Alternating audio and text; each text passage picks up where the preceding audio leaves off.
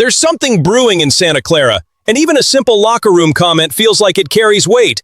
Kyle Juszczyk looks at Kaelon Black and sees power, natural hands, and a player who could fit right away, not just another third-round rookie. Then you have a trade idea involving Brandon Aiyuk that could shake up the entire room, plus another aggressive door opening for the pass rush. After that, Jake Tonges may not stay a secret much longer. And to close it out, De'Zhaun Stribling is already starting to quiet some of the doubters. Subscribe now because today feels like decisions are being built in real time. What gets me about this Kaelon Black story is not only the size, the mental picture of him walking around the locker room, or Kyle Juszczyk joking that Malik Mustafa now has competition for the most muscular guy on the roster. That part is fun, of course. Fans love those small details because they pull you closer to what is happening behind the scenes. But behind the laugh, there is a much more serious takeaway. When a veteran like Juszczyk talks this way, he is not just throwing out compliments, he is paying attention. And Juszczyk is not just another voice inside Santa Clara. He understands what Kyle Shanahan demands from an offensive player. He knows a running back in this system is not simply running downhill, dropping the shoulder and waiting for the crowd to react. It is protection, reads, angles, routes, timing, patience, formation details, responsibility without the football. So when he looks at Black and says the rookie looks natural running routes and natural catching passes in practice, that lands differently. Because one of the big questions around Black coming out of Indiana was that he did not have a huge receiving workload. And Juszczyk is basically saying, once he gets on the field, that does not look like a weakness. And that is the part I love for Niners fans.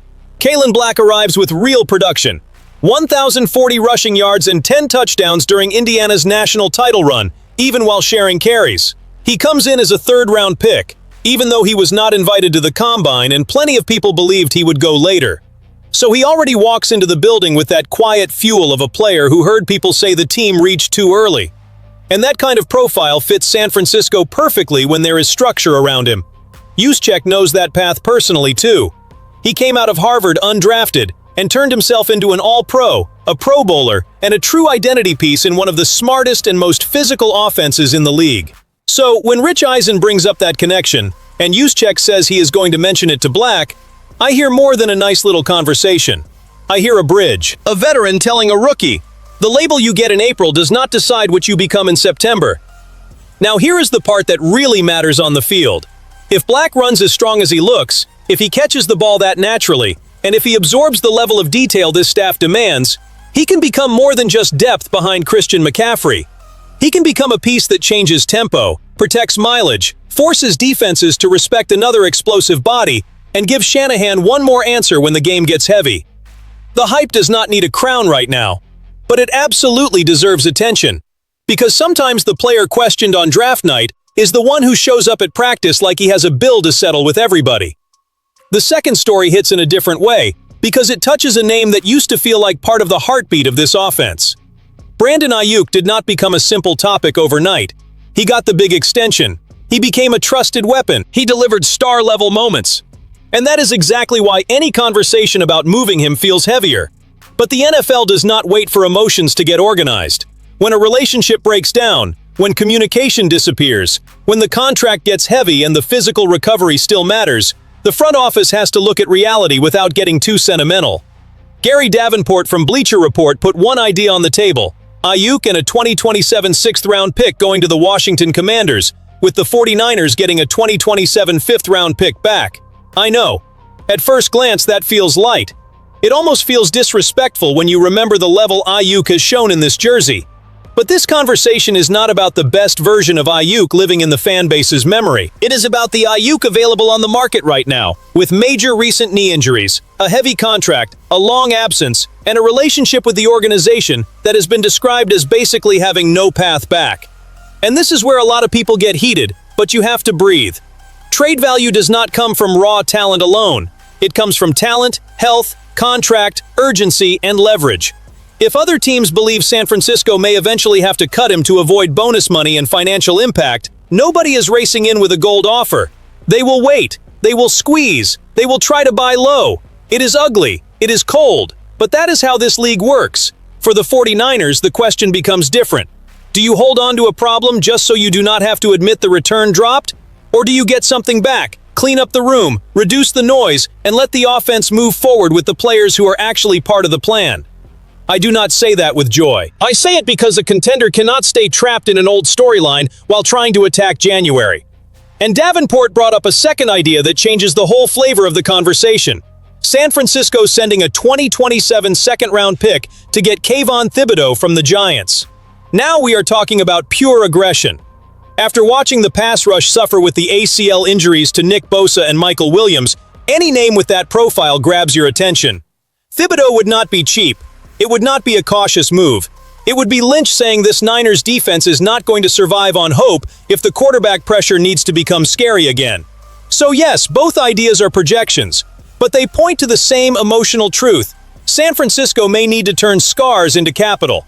Aiyuk, as painful as it is, could represent closure. Thibodeaux, as expensive as it may look, would represent a response. And a team chasing a title does not just manage a roster, it manages wounds, timing, and guts. Now the conversation gets quieter, but maybe that is exactly why it deserves attention. Jake Tonges does not walk into the room screaming for the spotlight. He is not George Kittle.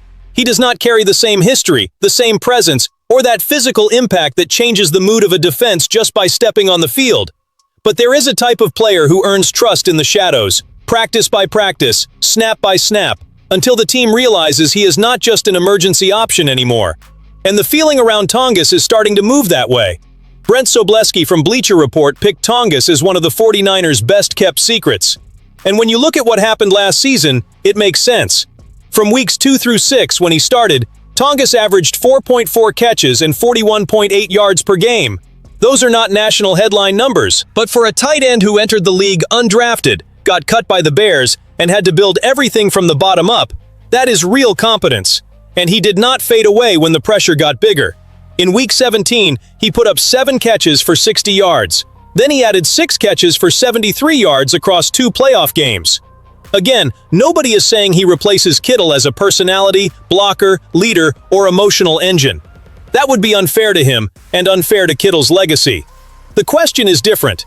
If Kittle starts 2026 limited because of the Achilles recovery, can Tonges keep the offense functional without Shanahan having to tear up half the menu? That is the question that could shape the start of the season. Because the 49ers did not make a major move for another receiving tight end.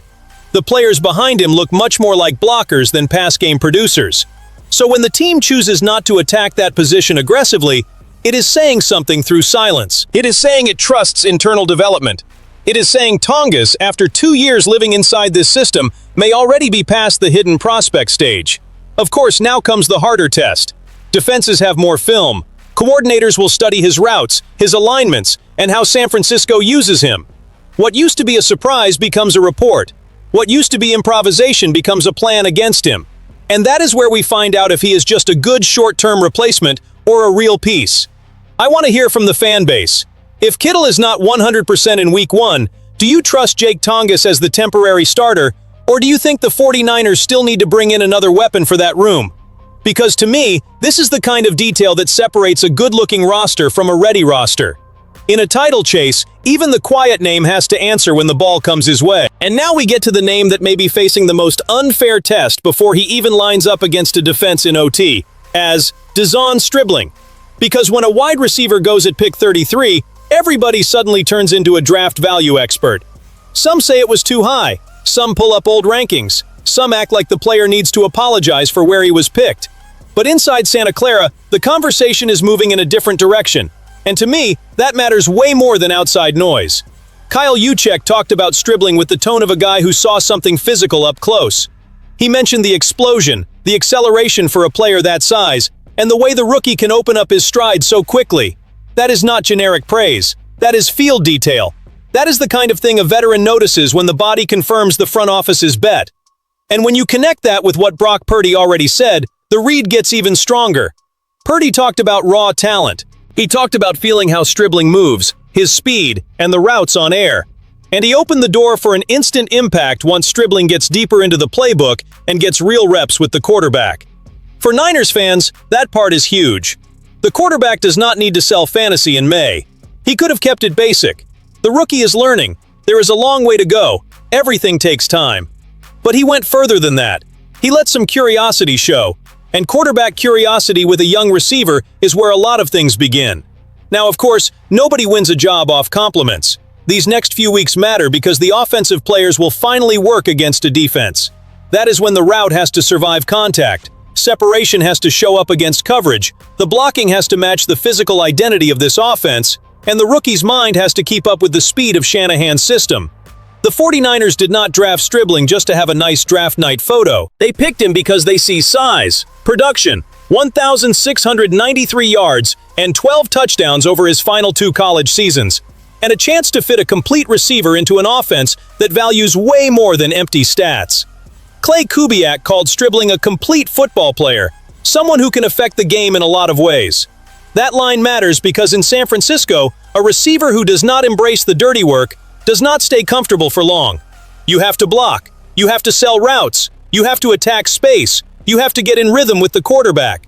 So the debate now is not whether every analyst loved the pick at the end of April. The real debate is whether Stribling turns outside doubt into internal trust. And based on what the veterans are saying, he has already started doing exactly that. At the end of the day, this whole script points to one thing. The 49ers are trying to turn every detail into an advantage before the season sends the bill. Kaelon Black brings power and surprise. Aiyuk has become a painful decision, but maybe a necessary one. Tonges could be the quiet name holding a huge piece of the offense together. Stribling is starting to answer the criticism with explosion, maturity, and praise from inside the building. That is Santa Clara in contender mode. Emotion, risk, calculation, and hunger. If you feel that pressure with us, hit the like button, subscribe to the channel, and come back for the next video.